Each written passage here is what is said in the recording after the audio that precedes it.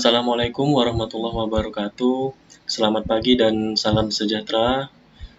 Semoga di pagi yang bahagia ini kita senantiasa diberikan kesehatan oleh Tuhan Yang Maha Esa. Baik anak-anak semua, pada pertemuan ini kita akan membahas sebuah materi baru, yaitu komponen-komponen pada rangkaian elektronika.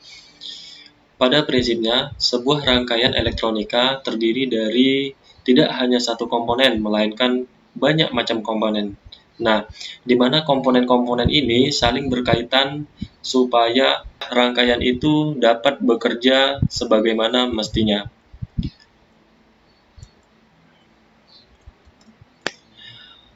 Apa itu bahan semikonduktor? Nah, pada pertemuan yang telah lalu kita membahas tentang bahan-bahan penyusun dari komponen elektronika, yaitu ada bahan konduktor, ada bahan isolator, dan bahan semikonduktor. Nah, bahan semikonduktor sendiri adalah sebuah bahan dengan nilai konduktivitas listrik yang berada di antara jenis bahan isolator dan bahan konduktor. Nah, artinya pada bahan jenis ini memiliki nilai konduktivitas listrik yang berada di antara bahan isolator dan bahan konduktor, di mana nilai tersebut tidak lebih besar dari bahan isolator dan tidak lebih kecil dari bahan konduktor. Nah, bahan semikonduktor sendiri disebut juga sebagai bahan setengah penghantar listrik. Next, kita lanjutkan. Pertama ada jenis-jenis komponen elektronika. Nah, ada beberapa jenis-jenis komponen elektronika yang secara umum, yaitu yang pertama adalah komponen aktif. Komponen aktif sendiri ialah jenis komponen elektronika yang memerlukan arus listrik agar dapat bekerja dalam sebuah rangkaian elektronika, di mana rangkaian ini dapat difungsikan sebagai menguatkan dan menyearahkan suatu sinyal listrik yang masuk serta dapat mengubah energi dari suatu bentuk ke bentuk lainnya. Misalnya dengan menggunakan rangkaian elektronika kita bisa merubah suatu gelombang AC atau alternating current ke dalam bentuk DC atau direct current. Kemudian yang kedua adalah komponen pasif. Komponen pasif sendiri adalah jenis komponen elektronika yang bekerja tanpa memerlukan arus listrik, di mana pada komponen ini tidak bisa menguatkan dan menyarahkan sinyal listrik serta tidak dapat mengubah satu bentuk energi ke bentuk lainnya. Ini merupakan jenis dari komponen elektronika. Yang pertama adalah komponen aktif dan yang kedua adalah komponen pasif. Nah, apa saja sih contoh dari masing-masing komponen ini? Yang pertama adalah untuk komponen aktif. Itu ada yang namanya transistor. Nah, transistor sendiri ini merupakan sebuah komponen elektronika yang memiliki banyak fungsi dan merupakan komponen yang memegang peranan sangat penting dalam suatu dunia elektronika modern. Nah, kenapa demikian? Karena transistor sendiri memiliki fungsi diantaranya adalah sebagai penguat arus, kemudian sebagai switch atau disebut juga dengan pemutus dan penghubung, kemudian stabilitas tegangan. Nah, bisa juga difungsikan sebagai modulasi sinyal, penyearah dan lain sebagainya. Nah, transistor sendiri pada umumnya memiliki 3 terminal kaki, yaitu base atau basis disingkat dengan B, kemudian emitor atau diberi simbol dengan E, dan kolektor atau K. Nah, berdasarkan strukturnya, transistor sendiri terdiri dari 2 tipe, yaitu tipe PNP dan tipe NPN. Nah, ini adalah bentuk dari sebuah transistor yang umumnya ada pada saat ini. Nah, dapat dilihat inilah gambar transistor. kemudian ini ada simbol. Nah, dalam sebuah rangkaian elektronika, biasanya jenis-jenis komponen ini diinisialkan dengan simbol seperti ini. Nah, ini adalah simbol untuk NPN dan ini adalah simbol untuk PNP. Nah, apa sih yang menjadi perbedaan antara transistor PNP dan NPN? Nah, dapat kita pahami bersama. Coba kita lihat transistor yang NPN. NPN ini artinya negatif, positif, negatif. Nah, di mana nilai arus yang masuk melalui kaki kolektor atau C masuk, kemudian diberikan tegangan positif B sehingga memiliki arus keluar negatif. Nah, begitu juga sebaliknya untuk transistor PNP atau positif negatif positif, di mana nilai masukan di nilai masukan positif yaitu melalui kaki emitor, kemudian di basis ini memiliki tegangan negatif. Nah, sehingga keluaran di kolektor adalah positif. Nah, jadi itu adalah perbedaan antara transistor NPN dan PNP. Kemudian ada yang dikenal juga dengan komponen dioda. Nah, dioda sendiri adalah komponen elektronika aktif yang berfungsi untuk menghantarkan arus listrik ke suatu arah dan menghambat arus listrik dari arah sebaliknya. Nah, dioda ini sendiri terdiri dari dua elektroda, yaitu anoda dan katoda. Nah, ini adalah contoh dari dioda. Nah, dioda ini terbagi ke dalam 6 jenis, yaitu adalah dioda penyearah, kemudian dioda Zener, kemudian LED atau LED emitting dioda, kemudian photodioda, kemudian ada SCR dan dioda laser.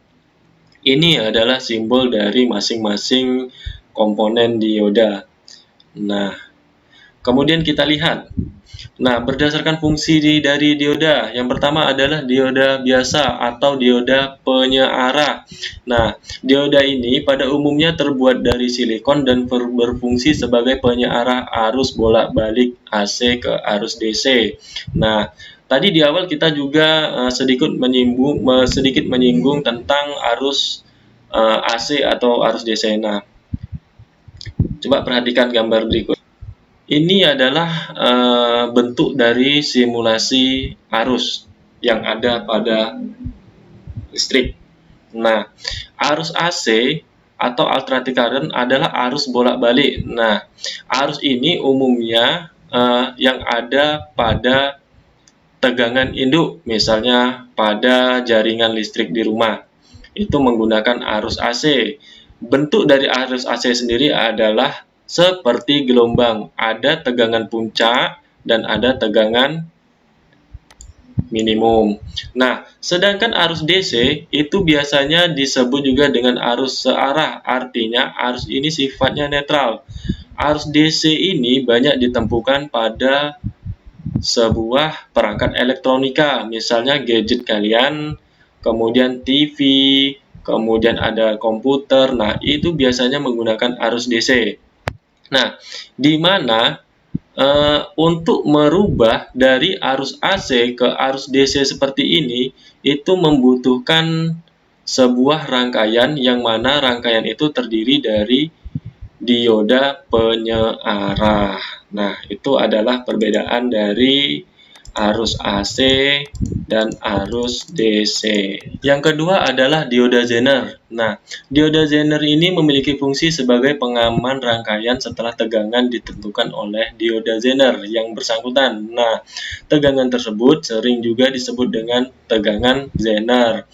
Kemudian ada dioda LED atau LED emitting dioda. Nah, dioda ini adalah dioda yang dapat memancarkan cahaya monokromatik. Nah, contohnya dari LED ini adalah lampu.